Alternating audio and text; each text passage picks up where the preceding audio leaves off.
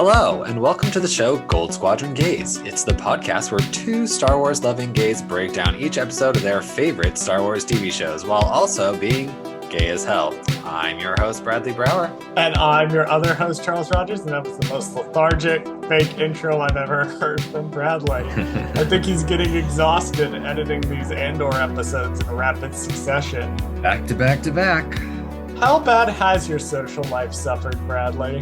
Oh, I'm supposed to have a social life? You're not. I just okay. always assumed you did because, there's always one person who never leaves their house on the podcast and one person who interacts with people. And I just assumed I was the one who stayed in his house. But clearly I need to be going out more. Yeah, I was going to not when there's new Star Wars out.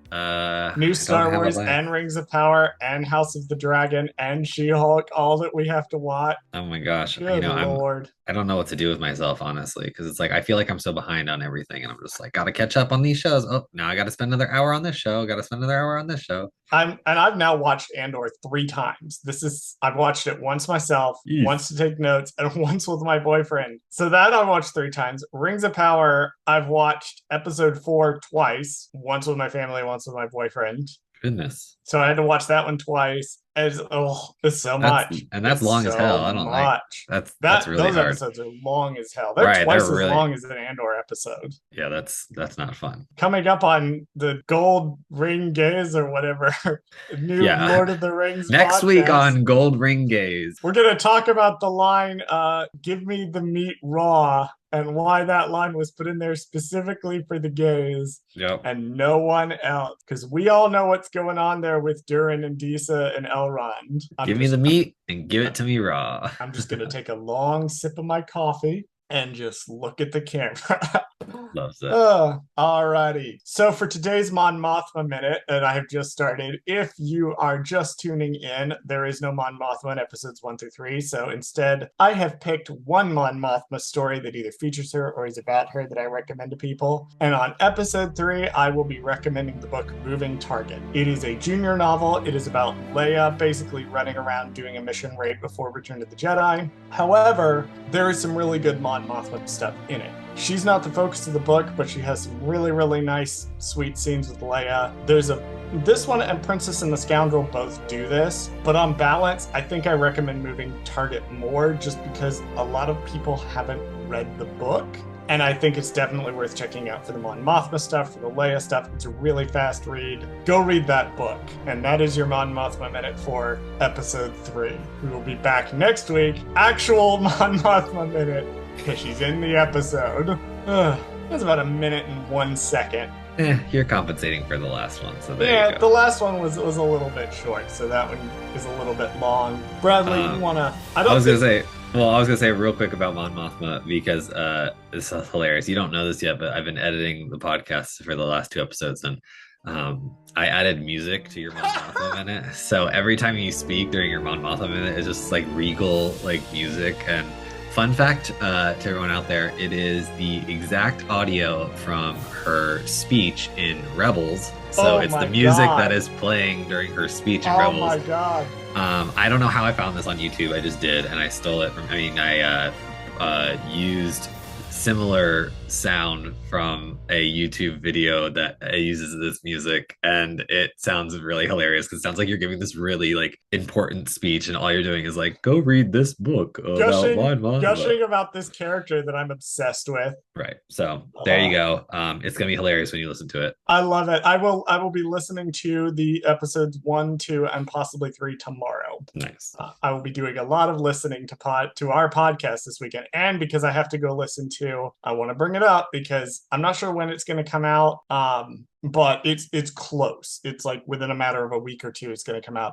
I also have to listen to part of the first episode, the actual play episode for the For Light and Dice podcast, a new podcast that I am on with Chris from Dark Side Divas and Hope from J Guys and Jedi and Jess from RuPaul's Drag Race and our friends Colton and Nathan, a High Republic tabletop game podcast that I'm contractually obligated to mention at every opportunity now. When does that air? Do we know yet? I don't know. I know Okay. we've set up our next session, which is coming up here in about a week and a half as of recording. So it's a good sign that the first episode is almost ready to go. And I know some of it's in the drive that I haven't listened to yet, but I'll be listening to that after we record this episode and I make another TikTok. That's my reward at the end of the day. It's like a I get reward. to listen. It's like a reward. So maybe during the spooky season, you guys will air that. I think it's going to drop during the spooky season or immediately before. There's still 6, 7 days left in September. I never Okay, remember. we'll see. I never remember the end of September. And on that terrible segue, This week, we're going to be talking about Andor episode 3, titled Reckoning. Cassian's desperation to avoid arrest leads him to a mysterious man with unknown connections. Charles, what is one thing you liked about this episode and one thing you did not? I liked the use of silence in the episode. I don't believe I noted it anywhere in my notes with those points. Silence and sound, like the background hammering of like the metal on metal and how that plays into the tension of the episode, and then the silence and what the silence means. There's some excellent stuff, especially in the back half of the episode, with just quiet shots or silent shot. And I love whenever the sound design of a particular episode of TV or a film really lends itself to the storytelling, as opposed to, just augmenting it, that they work that into the storytelling. And they did this. I absolutely love Marva's speech where she talks about, you really need to you need to start worrying when the sounds stop. So I definitely loved that. Very, very difficult to think about things I did not like in this episode, because this episode was an absolute banger. I'm struggling really with that. It's hard to say because the one thing off the top of my head is I wish we'd gotten a little more upfront about who Luthen is, and like what his deal is, but also like that's kind of the point of it, is that we don't know and we're going to find out next episode. I don't know. I'm really struggling here. I don't know if I can come up with something about the overall episode that I disliked. There are choices that the characters make in the episode that I disagree with on a character level. And there's actually two instances where I'm going to talk about that, and one big one that happens this episode where I'm like, what were you doing exactly? But those are issues I have with the character, not the episode itself, like the choice the character is making in the universe. All this to say, I have no fucking idea. Bradley, what about you? What's one thing you liked and one thing you did? I loved the action in the episode. I think it was a nice break of pace because like the first two episodes were more about building character and introducing us to everybody. We noted in the last episode that it was a very mid episode, very bridge kind of episode to where nothing really happens. Mid, by which we mean the literally the middle chapter. The Right. episode itself was not mid. The episode was excellent. It was just the middle chapter. Right. That's what we mean by mid episode. But I also mean it was the worst out of the three. And on that note, I'm just kidding. It was the least, like, I felt like the premiere was the best. And then the second episode was kind of like the less things happened. But then this episode felt like this is where all the action was because it was the climax of the three episodes. So it made sense that this was kind of chock full, like the action. It's like eating at three very good, high quality restaurants and having to rank the worst one of the three is still going to be a 5-star Michelin restaurant. How much did Disney pay you to do this? Literally so much money. Yeah, that's what I thought. I bought a new house and a new car. Right. With my Disney checks. You guys can't trust Charles's opinion on this show because Disney bought him. No, bought him out. I wish Disney would pay me to say I wish they would too. Like, I would be like, hell yeah, this was the check. best thing since cinema. Anyway. I love the conspiracy theory of like people. I don't consider us critics. I consider us more analysis people. No, you need to consider us critics so that but they'll give us screeners. I love the whole thing of like, oh, Amazon's paying the critics to say Rings of Power is good. HBO's paying the critics to say House of the Dragon is good. Disney is paying the critic. Like, where's those checks? Because every person I've seen that does criticism never gets like paid by the people, and they're always like, we would be paying off our mortgage if we could get checks from that. Exactly. No. What was one thing you disliked, Bradley? Oh, sorry. Yes. One thing I didn't like real quick was honestly, I didn't like the sporadic nature of the flashback, and I think that's because it's very short. short. Like if you actually were to compile everything that happens in the flashback into one 5-minute section, it's literally just Cassian gets on the ship, Marva discovers Cassian, Marva takes Cassian home. It's 3-bit, and that's it, the whole entire thing. And they spread it out too much, I think. I think they should have compiled it a little bit more into when she's kind of sitting there reflecting by herself, like crying in the chair at the end. I feel like that's like where it should have gone. I don't necessarily feel like it fit anywhere else in the episode because the rest of the episode was about, everybody kind of being depressed at the end. And so it was like, this is a happy show. Yeah. So anyway, I don't know. I just felt like it was I didn't like the structure of the episode. I guess that's what I'm saying, is because I felt like it was a lot going on. And honestly, it just made my notes really hard to do because there it is. I feel like the scenes were so moved around in like lots of different places. It was hard for me to segment this episode into like parts for us to talk about, because it was like some of the stuff starts in one section and it kind of like finishes in the other. And then you're like, wait, we already kind of talked about that whole scene, but it's kind of split into 2 parts. That's why I kind of was like a little weird about the structuring. Yeah, the trust that Andor has in its audience, because particularly in this episode, it's evident that it's like they'll cut back to the flashbacks with no real indicator that it's a flashback, and it'll be intercut in the middle of things that don't really have anything to do with flashing back. It's just kind of there, and it just kind of trusts that by now you've picked up that that's a flashback. Right. Like I was confused the first time I saw this episode because I didn't clock that Marva's hair color was different at first, and that B2, because I was watching early in the morning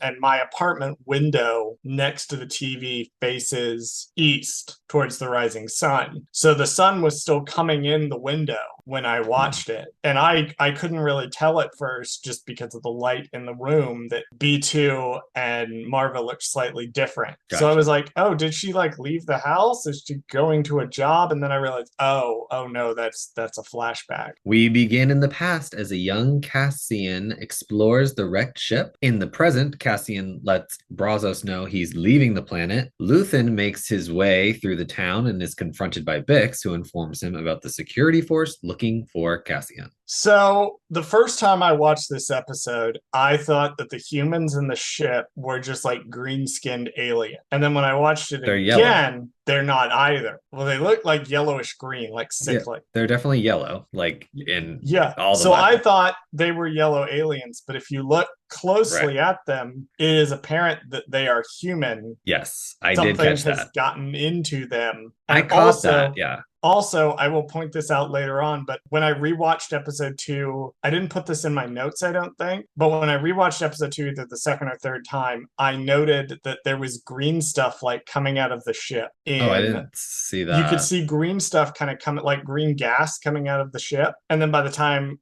Casa crawls into it, you can see that it's stopped doing that. Okay. I thought that, I definitely knew, like looking in the flashbacks, that yellow is a significant color because obviously all the kids are wearing yellow. All the tribe colors are yellow. And then when I saw the dead, quote, aliens / humans, I was like, oh, they're all jaundiced, or they have like yellow skin. And I was like, it's clearly meant to be like a toxic thing, a toxic like a reaction. Color, so anyway, I thought that was interesting. Noted, Andor. I see what you did there. The debate rages in the circles that I run in as to exactly when this is taking place and who these people are. So I also have another part about the flashback that's kind of conflicting with your theory. Okay. So Cassian looks at himself in like a mirror or a shiny surface or whatever on the ship, and he kind of touches his face in a way that indicates he's never seen his own reflection before. See, I read it as he hasn't seen his reflection in a long time. I would argue that he hasn't ever seen a reflection because of the way he's reacting to all the stuff around him. I don't think he's seen technology before. Or he's seen it before and it got everybody killed. Hold on to this. We'll put a pin in this because later on... We're going to come back to this when we come back to this episode. I'm trying to think of like I said, when the way this episode is kind of structured, they kind of flash between different characters quickly. And so one of them being like this very short scene with Cassian and Brazos. And he's Brasso. Like... The guy's name is Brasso. That's what I said. Not Brazos. Whatever. You're thinking of Bravos. Bravos, Brazos, Bravo, Brasso. You've got Game of Thrones on the brain now because of House of the Dragon. Right. I just the only thing I had about this one tiny little part is where he's like, "I'll leave the money with Marva, like that I owe you." And it's like, Cassian, how much money do you owe the people of this fucking planet? A lot of Like, people. He owes a lot clearly of. he owes everybody money. Well, because here's the thing, and I'm going to get a little personal for a minute, but I used to run in circles where you would meet this kind of person all of the time. Mm. You would meet a person who inexplicably has borrowed money from everyone. And that's their whole deal, is that they will worm their way up to new people, borrow as much money from them as possible, and then sort of move on when they sense that they've borrowed a little too much money. Like, I know a lot of this guy. And what I think makes Cassian interesting is that the show depicts him both as generally a good guy, like he cares about Marva, he cares about B2. We see his gentle moments with B2 in episode 1, and then again in 2. But he's also like a huge piece of shit. Like, just generally, he's constantly borrowing money from people with no intention to pay them back. He's depicted as being a bit of a womanizer. He's clearly untrustworthy. He clearly doesn't like work or contribute to the community. There's a big underlying theme of everyone contributing to the community. Cassian is the only one we see really not doing that. So it's interesting with Cassian as a character, at least where we meet him, that these two things can exist in tandem with each other. He can be a good guy who's trying to look out for his adopted mom and their pet robot, and also gonna be a scummy piece of shit. And I love that. I love me some morally complex characters. That's why I love the first 6 seasons of Game of Thrones. It's because the writing gets really bad. Oh, I okay, I got the joke. I was trying to think about how many seasons there were, and then I was like, I got it. If you ask me when I'm sober, there are 6. If you ask me when I'm drunk enough to complain about something, there are 8. So I did take a few notes. I went looking because I read somewhere that we'd seen these sort of like scrapper ships before in Jedi Fallen Order. I went to go look for Jedi Fallen Order to see if we had seen them before. Couldn't find it. I found the little platforms that we see in the Bad Bat, but I couldn't find anything like this. And then I went to Wikipedia to try to check to see if this particular scrapper ship barge thing had been identified. As of recording, it has not. It is not linked on the Wikipedia article for this episode. Bless their hearts over at Wikipedia. They are trying their hardest to They are. get Yeah, I'm so everything sad edited. that they haven't gotten it all up there But I yet. could not get confirmation on if we've seen those scrapper Yeah, removal ships before. gotcha. I do know that if you look in the background, you could see the AT-AT crane that we've Nice. seen in Solo and Mandalorian. So those are some things I noticed. My final note for the Brasso scene is What'd you just say? my final note for the Brasso scene. Sounded like you said Brazos. Nope. I said Brasso scene. Uh-huh. Okay. I'm just speaking very quickly. So Cassian is like, yeah, I'll come back at some point, and I'm looking at this, going, yeah, no, this is going to be the end of the season. We're going to do a Navarro thing again with Mando season 1, where he goes away and does 2 arcs, and then the final arc is him coming back to Ferret after Revolution has fermented. I'm calling it now. So the scene where Luthen's shuttle like sweeps down and it lands. Did you notice the step robot? Yeah, it just kind of drives right up. Just kind of drives right up. I love the step robot. The step robot is I love that there's just a robot for just like one, like it's only one job. Like it only has one job. It doesn't do anything else. Like it's what is my purpose? Right, exactly. You move steps so people walk on you. Oh my god. Or help me, step robot. I've become trapped in the shuttle.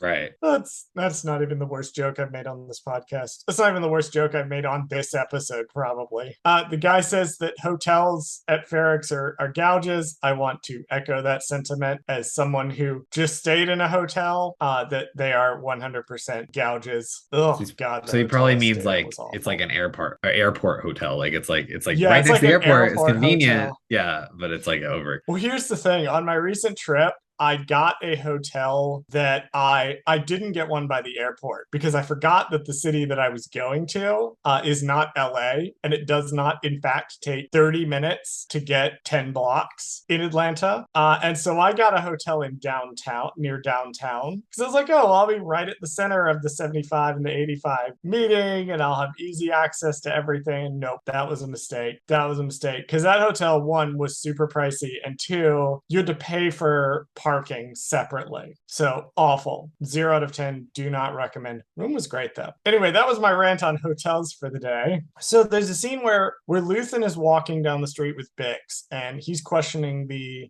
everything we ever submitted says Fest. Or everything he's questioning everything I've read says Fest. Why is the Canary bulletin about Cassian? And I'm like, later on, Luthen will talk about how well he knows Cassian. How much does he know? Clearly, Did he it seems just to be a read the front. Imperial stuff? Yeah, I feel like it's like a front. Like he only knows like the what's official or like what's accessible publicly. Right. So he's like kind of fronting that he knows more than he does. Which is interesting, yeah, because he's trying to recruit Cassian later. But I had that note because I was like, I know that later he will talk like he knows a whole bunch of stuff about Cassian. How does he not know Cassian's from Kenari? And also, like, clearly he didn't bother to research Cassian or speak to anyone, because if he'd spoken to any of Cassian's ex-girlfriends, they would have told him. How many of your lovers did you tell? Ugh, Lord. Up next, the Primor security force shows up to Ferret and begins the search for Cassian as they split into teams. In the past, Marva, B2, and Clem Andor search the wrecked ship for parts and come across a young Cassian trying to destroy the ship. My only note about the scene where the Pinkertons land down there is I just got very Force Awakens vibes from the inside of the shuttle. The when scene where the security force shows up. Yes, I know that. I'm going to keep saying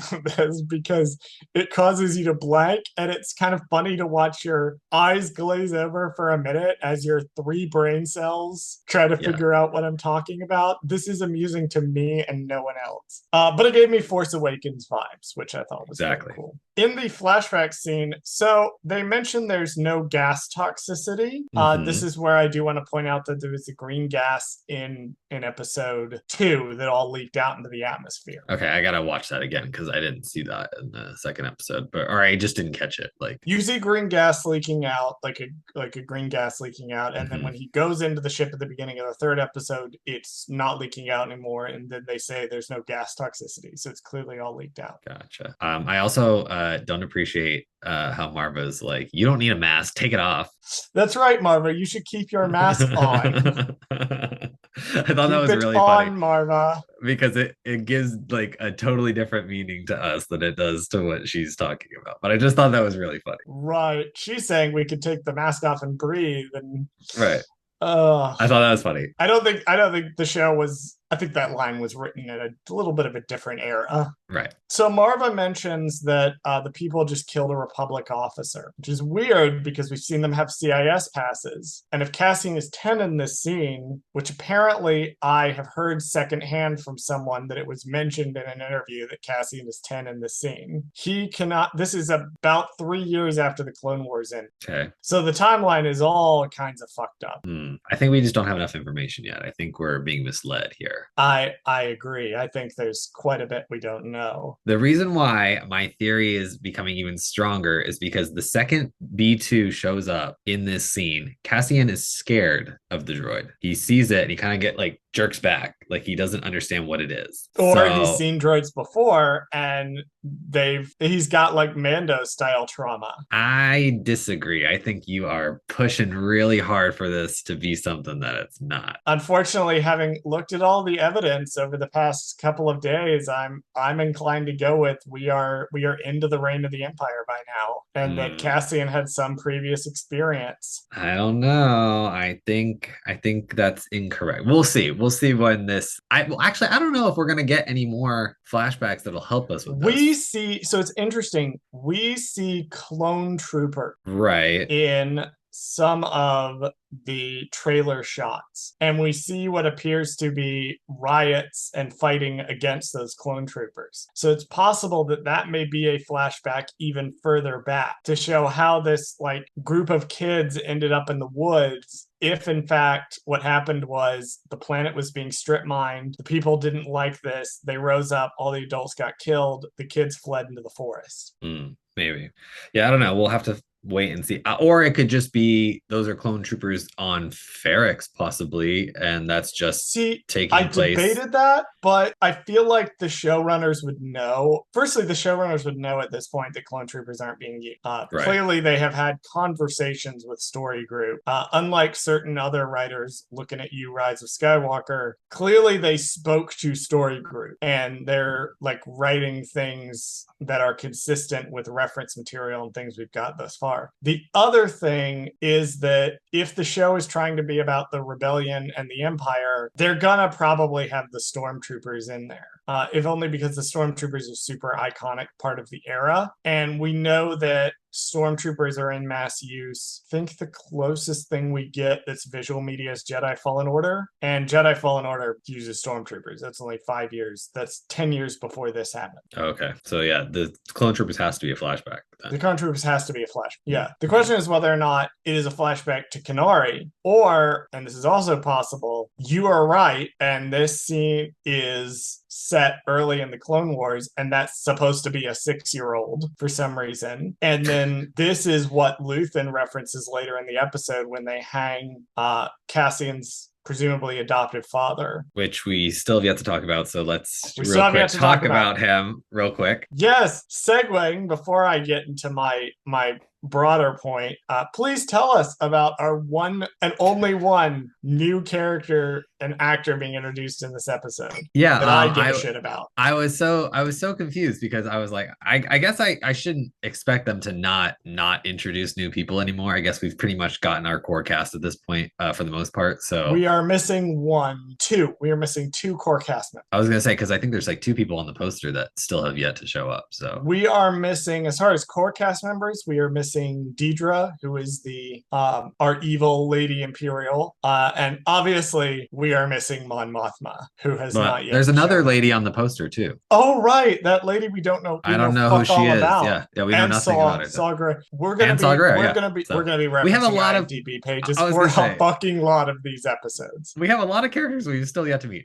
Anyway, so let's talk about this one we have met. His name is Gary Beadle. He plays Clem Andor, and he is best known for, it looks like, In the Heart of the Sea, that came out in 2015 with our sexy Chris Hemsworth and Tom Holland. So he was in that movie with them. Yeah, they should both be in me. What? I didn't say anything. Is this a children's podcast or no? I'm just kidding. It is not. Thank God. There is an explicit label on the podcast, people. Please do not let your children listen to this. This is not appropriate for them. But yeah, and I fear that, I don't know if we'll probably get some more with him. We'll definitely more flashbacks. Get some more with him. Yeah. Okay, we got to talk about what Marva does in this scene. So Andor is very good at complicated characters making pretty gray decisions, and the decision that Marva makes here to basically forcibly abduct Casa and take him on this ship is a really interesting choice. Mm-hmm.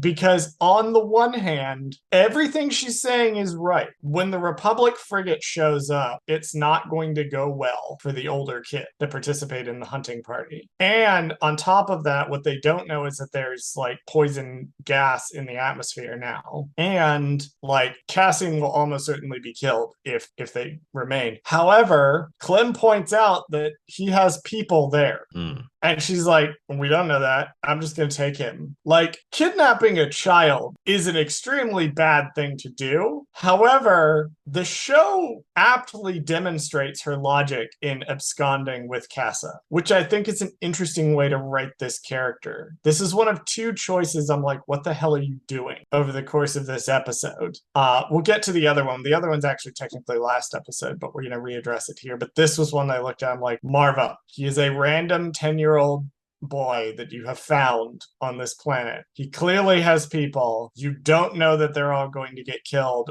Why are you just abducting this child? What the fuck, Marva? For clarity's sake, I am encompassing both flashbacks in my little rant about which is why I didn't like the structure of this episode, because it was like, because it makes things difficult for you personally. Yes, exactly. In the present, the locals begin to take notice of the security forces in their town, and Cassian waits in a warehouse for Luthen. In the past, Marva sedates a young Cassian and, quote, rescues him from the wrecked ship. Back in the present, the security forces show up to Marva's house to get Cassian and begins to question and intimidate her. And they discover Cassian's location by tracking the comm device he gave to B2. So my literal note here just reads, man, the cops suck.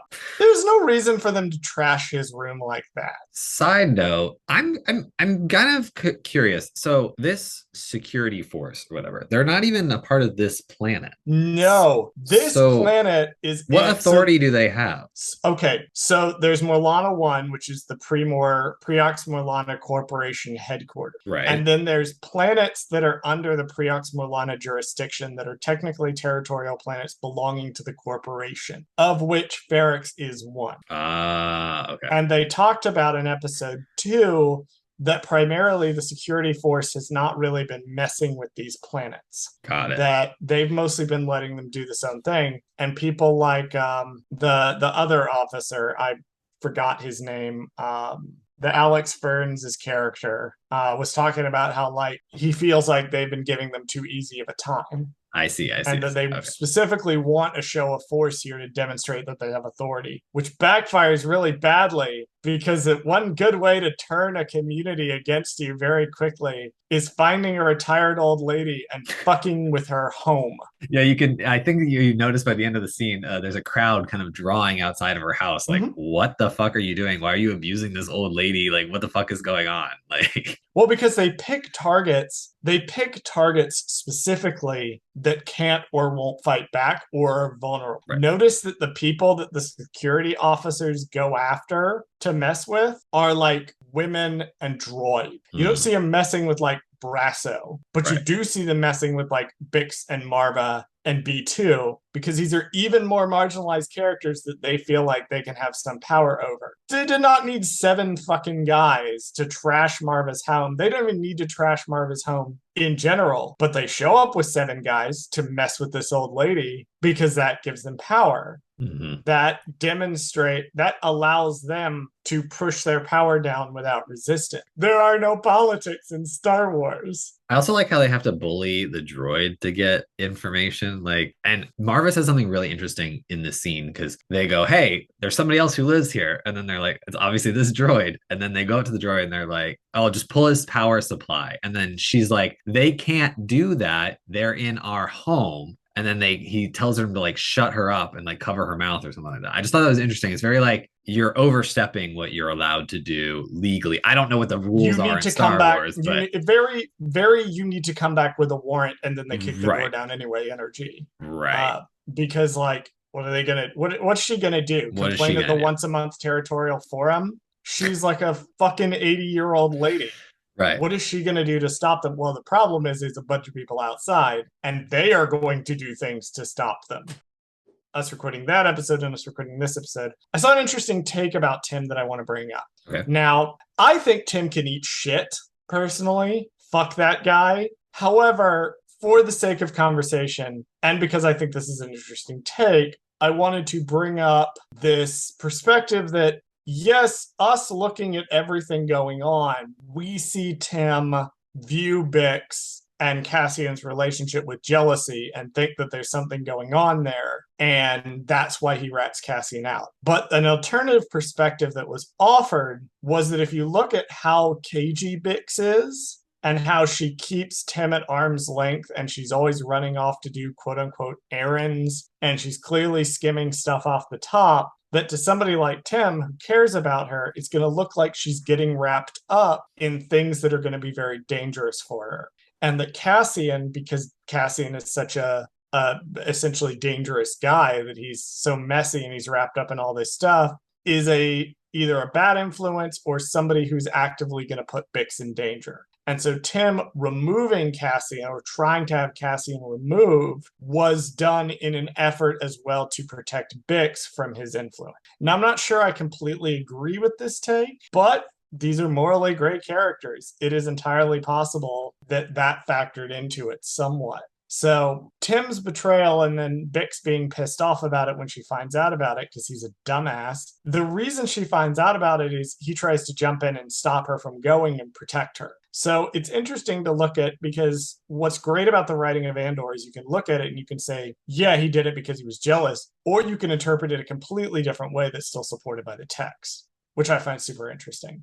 No, I actually kind of view it more in that way. I mean, yes, he seems like jealous boyfriend energy, but he also has the same energy of, well, Cassian's a bad dude. Like, you don't need to be getting involved with that because if you get involved with Cassian, you're going to end up either dying or going to prison or whatever because he's a bad guy. And if you get wrapped up with him, you're also going to be quote unquote bad. So I definitely like that take more because it gives him less of a pettiness and more of a like he's doing it like he's doing bad things for the right reasons. Like he knows that yes, he's kind of throwing Cassian under the bus, but he's throwing Cassian under the bus because he cares about Bix more than he cares about Cassian. Yeah, I think it's a little of column A, it's a little of column B, but I think what's nice about the character writing is that you can have those varying takes about like what was Tim's primary motivation? Was it a mixture? Was it one more so than the other? Like that's good character writing where you can have these conversations and say what really was going through his head because real people are often motivated by multiple different factors coming together to have them take the actions that they're taking. So I think that's a really interesting way to view the character.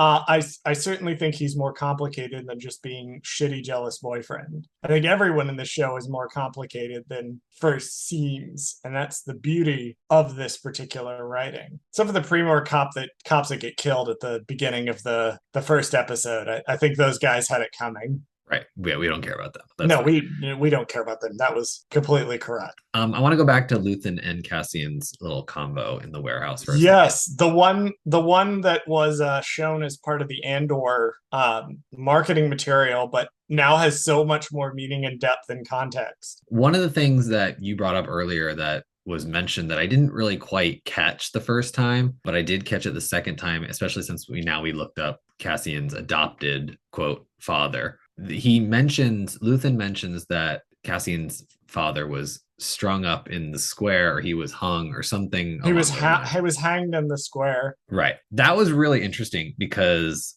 one, will we find out why that happened? And then, or was it just I wonder if like there's two ways to look at it. Because one way it could be like he was either wrongfully killed for some reason, or maybe he did something that was to protect Cassian in some way that caused him to do something quote illegal or wrong, and then that's he got caught. I'm wondering if like maybe that's possibly the angle they're gonna go. It's a thing that we don't know because I picked up on that line again too because with the whole debate on like what happened to Cassian's biological parents, what happened to Kalani. I just said Kalani again. Yeah, it's I was like, who's Kanari. that? I was like, who's Kalani?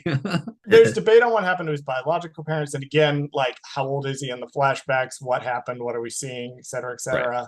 I thought it was probably his biological father the first time I watched this, and I watched the second time since Luthen doesn't seem to know about Kanari until today. He must be talking about Clem Andor. Right. So I'm like, what happened to Clem Andor? It's many questions over the next 9 episodes to be answered, and probably actually over the next 21 episodes. I don't imagine we'll get all the answers in season 1. The fact that the fucking corpos are like, oh, the banging is intimidation, just ignore it. It speaks so much to the fact that they don't understand how these communities work. And like, it's a general warning to everyone to flee. I don't think it's a warning specifically to Cassian. It's a general warning to either flee or fight back. We do see Brasso opts to fight back, but most people are just going to take cover because we see by the time of the final confrontation with Cassian, the streets are completely empty. And the fact that the corpos don't realize that they're clearing the streets, that they're like, no, they're just trying to intimidate us. It speaks so lowly of them, which I thought was interesting.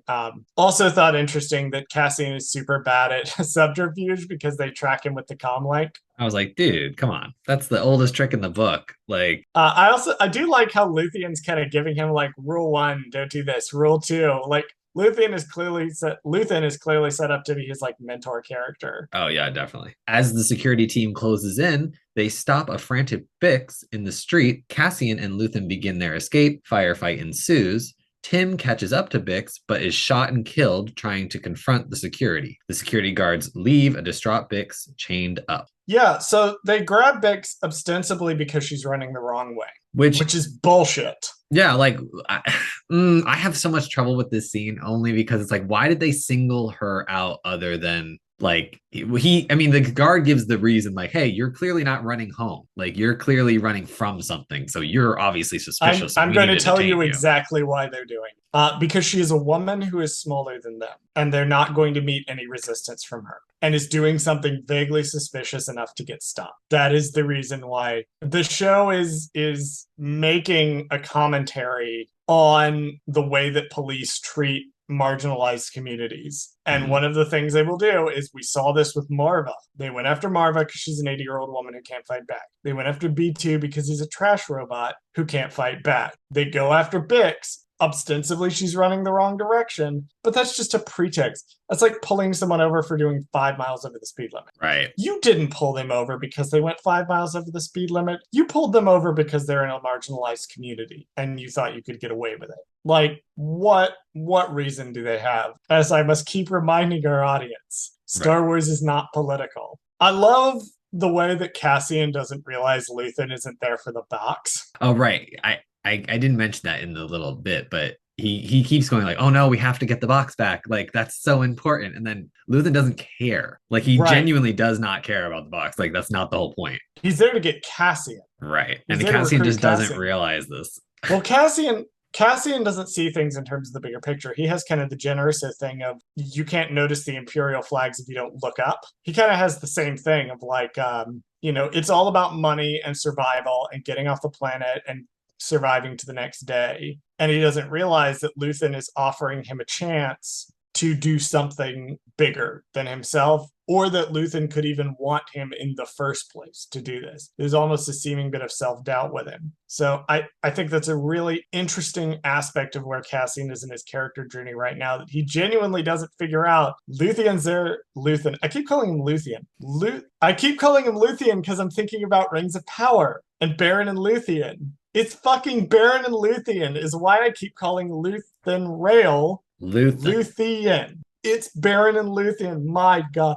I have too many goddamn. I'm going to keep mixing this shit up because there's too many TV shows on. Speaking of Luthen, I think the stance and the way he holds his gun is very interesting to me. Did you What notice that? I did not notice that. What's so special about it? He holds it on his arm. So I'm going to sound weird for a minute because I'm going to show Bradley in the camera. He has one arm horizontal, and then he's holding the weapon braced on I see what his you're saying. arm to steady it. Well, we do notice that when he gets off the ship early in the episode, he does have a cane or some kind of walking stick. So I'm wondering if this is some kind of maybe degenerative disease that he has or something to where he cannot stable his arm or he needs like some extra help being mobile or you know what I mean? Like he has some kind of disability of some kind that causes him to That's an not be, excellent thought.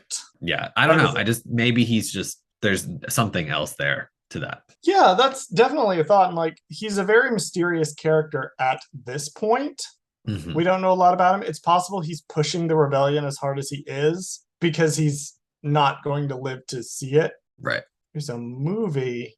The talking about stances and like made me think of a movie called Free Fire, I believe is the movie. It has Brie Larson, Cillian Murphy. I believe this is the movie in question.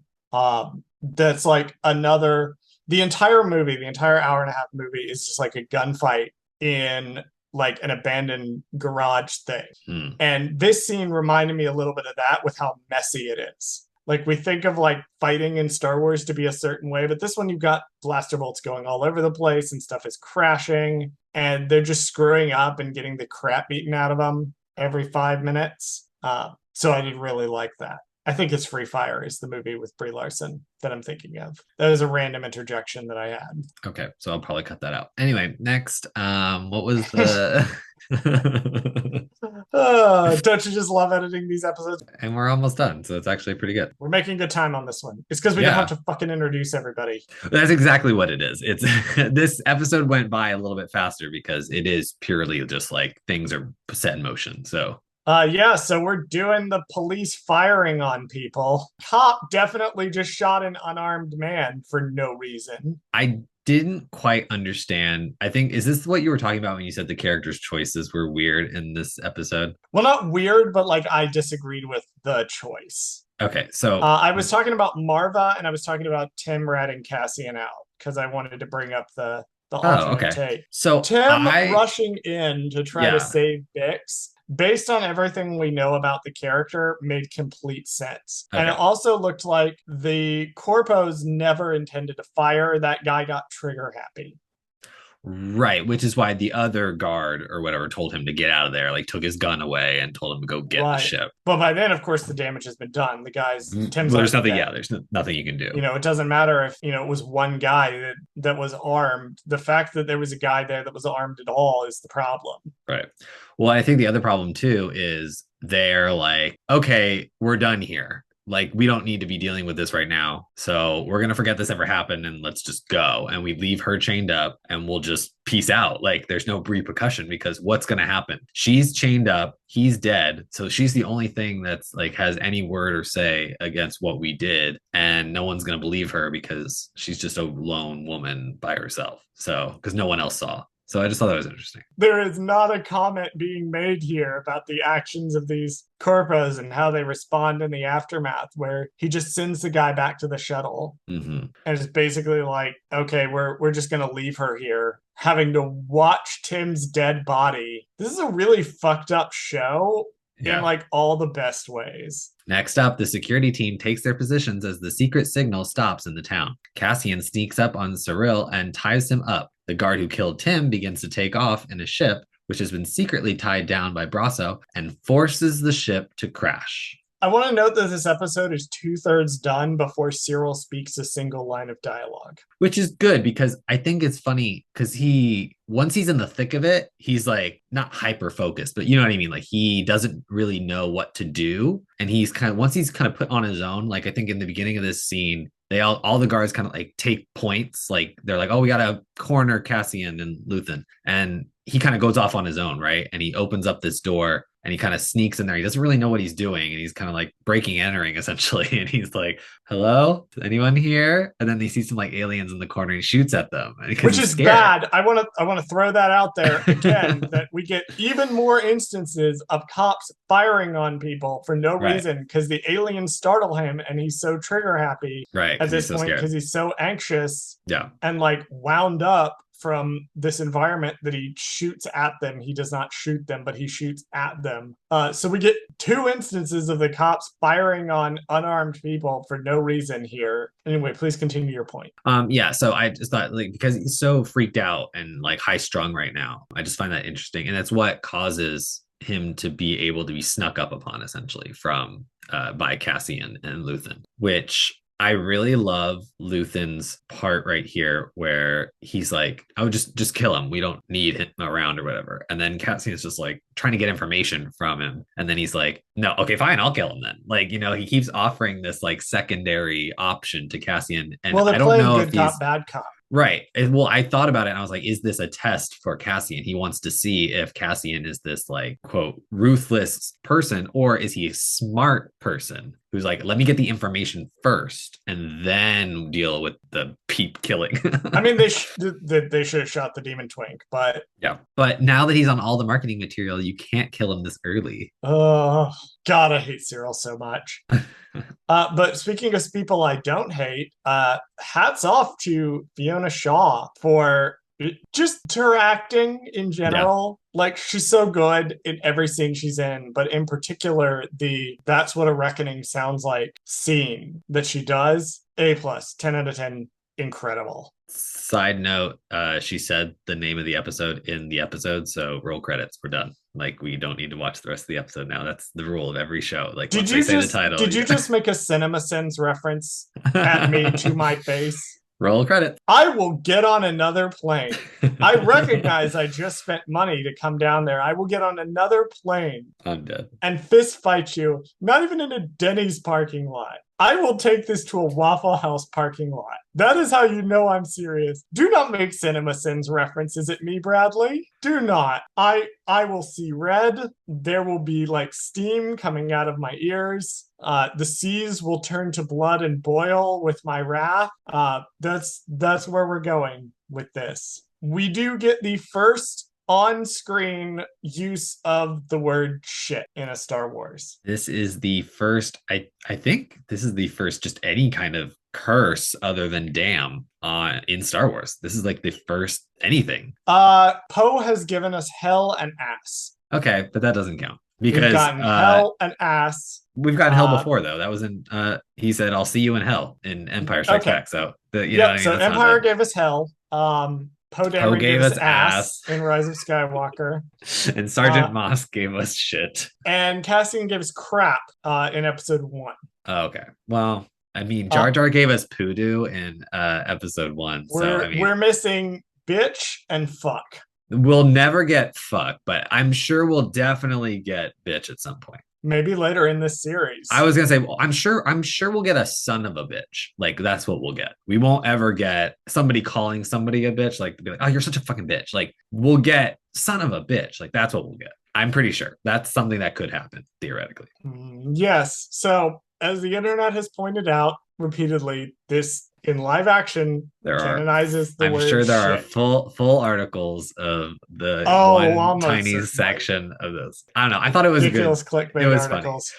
You know, you don't catch it right away if you're not paying super close attention because it just sounds very natural when he says it. He's like, shit, we're surrounded or something. He's like, shit, we're under siege. Yeah, it's like you don't think about it too hard, and then like once it hits you, you're like, oh shit, they just said shit in Star Wars. Oh shit. Our podcast is getting closer and closer to being listenable to the general audience. Right. Finally, Cassian and Luthen cause a distraction by blowing up a car and escape by speeder bike. Marva reflects on when she takes Cassian away. Bix is distraught and gets away from the dead body. Cyril is awestruck in his defeat, and everyone is pretty depressed. We end with Cassian and Luthen escaping Ferrix as a young Cassian flies off into the stars with Marva. I like the part where all the corporate cops get dead.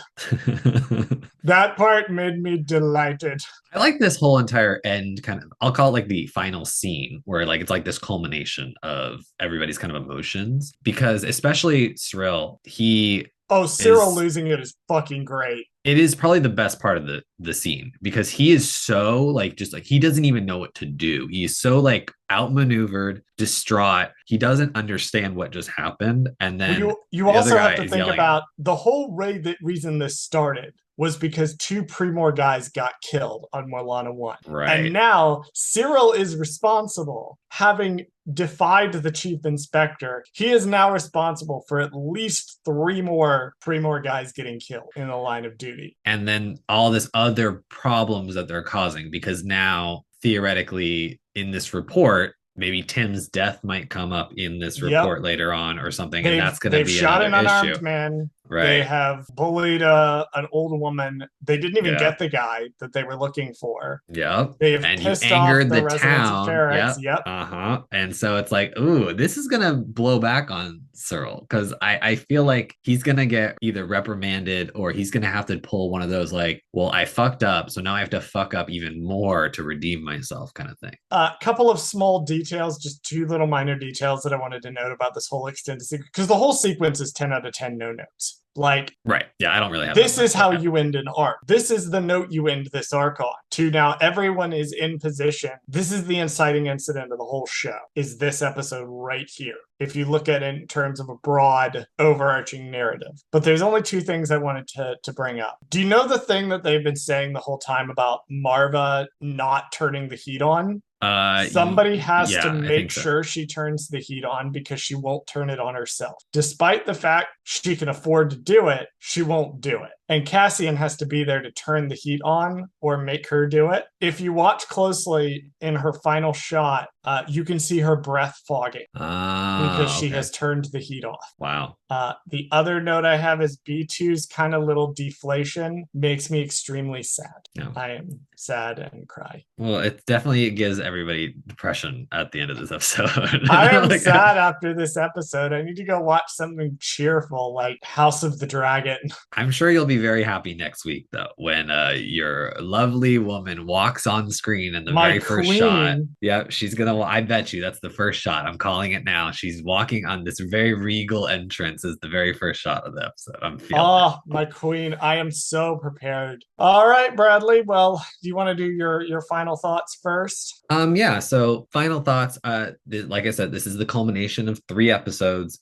What's funny is had this been a Mandalorian episode, this would have been they would have combined all 3 episodes into one episode and just made this a slightly longer premiere episode. But they wouldn't have done it for the full hour and 45 minutes or whatever it is if you add them all together, but they would have done like a solid 60-minute episode for the premiere. And that's because there are those cute little scenes that are kind of squeezed in that make this a nice 3 episode arc. But I don't know. I like it. It was a good culmination of the action. I felt like everything kind of worked really well, minus a little bit of, like I said, the flashback scenes were just a little too short for this episode. And it's like you kind of needed to squeeze them out a little bit. I don't know. It was just weird. But other than that, I was enjoying myself and I love the sense of dread that this leaves at the end. Everybody's depressed. I love this episode. I think it was absolutely the right choice to release all 3 of the first arc at once to really give us a taste of what the show is going to be. I'm really excited to see where it goes. I'm glad we spent a lot of time on Ferrex getting to know these characters. I'm glad that we didn't distract it by trying to go broader right off bat. Because the story is going to be how Cassian plays into the birth of the modern sort of Rebel Alliance as we see it in the original trilogy and toward the end of Rebels and in Rogue One. And in order to do that, we have to understand where Cassian comes from, and we have to care about all these people as individuals before they can become part of the broader narrative that the story is telling. So I quite liked it. I found it immensely enjoyable, and I'm looking forward to the arrival of my queen in the next episode. So, Bradley, go ahead and run the socials because you have some editing to do. Yes, I do. Thank you for listening to Gold Squadron Gays. Did Charles fuck something up? Send us a message at goldsquadrongays@gmail.com. Follow us on Twitter at Gold Squad Gays. Follow us on Instagram and TikTok at Gold Squadron Gays. Subscribe to us on YouTube at Gold Squadron Gays, where we post the podcast as well as exclusive content. Please join us next week and every week for more of Gold Squadron Gays.